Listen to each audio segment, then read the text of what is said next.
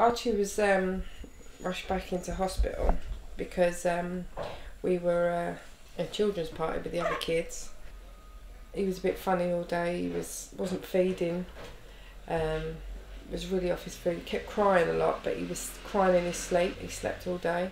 He seemed to be breathing funny, and he was really just like limp.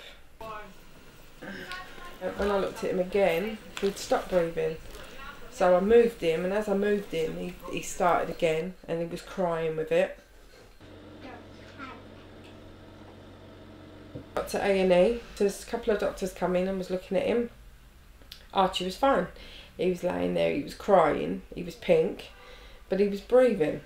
They said, this baby's fine, there's nothing wrong with him. And as he said that, Archie stopped breathing again, and he went really blue. So I was shouting at the doctor, do something, what's wrong with him? And the doctor tapped him on the chest. And Archie come back and was crying. So we sat in the parents' room for what felt like forever.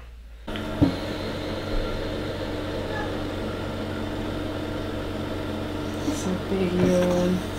We went back into the little room that he was in, and it was like someone else's child. They sedated him, so he didn't look like he was alive. He was just, it was horrible. They had tubes coming out of everywhere. They were up his nose, out of his mouth. He had all these things all over his body, and then from there they took him up to intensive care. The doctor came around and said, look, we're going to try and get him home for Christmas. We need to sort his oxygen out. If his oxygen could be delivered to the house, then he can go home. So they did it. They did it on the 23rd. He come home.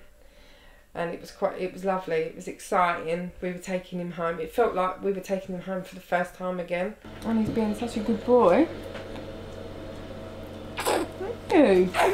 Yeah, we've had to convert this room. This used to be our dining room. But because Archie is on oxygen, whenever we used to take him upstairs, his SATS monitor would alarm all the time because breathing was very low. So he was always good downstairs, it was always stayed low. So we've had to convert this into our bedroom now for Archie, and it's a lot better for him. Especially now that he's on oxygen 24 hours. Because we're not having to carry the big machine up and down the stairs every time.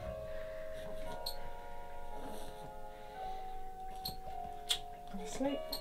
Everything was fine. Come the evening, it was terrifying. Archie was being sick, and it was coming out of his nose and it was coming out of his mouth, so obviously he was finding it a struggle to breathe. So obviously we're in a panic because there's no nurses, there's no doctors there to say help. But we managed it, and from then on it's still a worry. I don't get much sleep, but you know, it's something that you've got to get used to. It's hard to get used to, but it is definitely a worry. 2.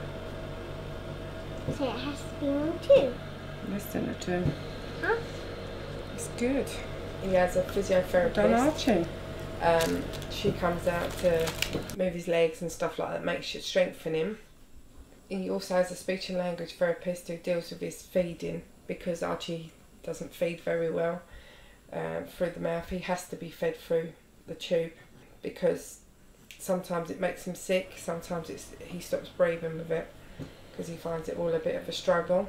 Obviously he has the community nurse as well that comes out. So it's trying to get used to all these people coming out. Are you and you're safe?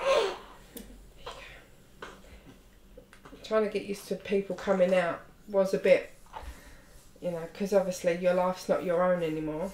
The doctors can't tell me what Archie's going to be like next month, never mind next year or the year after, because they've never come across this.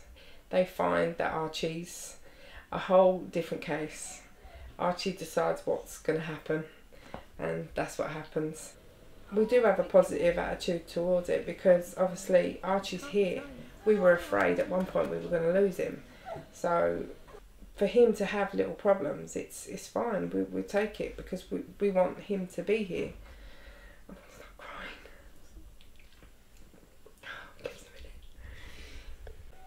So obviously we're just glad that Archie's here, and whatever happens, whatever way he's going to be, we're happy to, you know, help him in any way that he needs.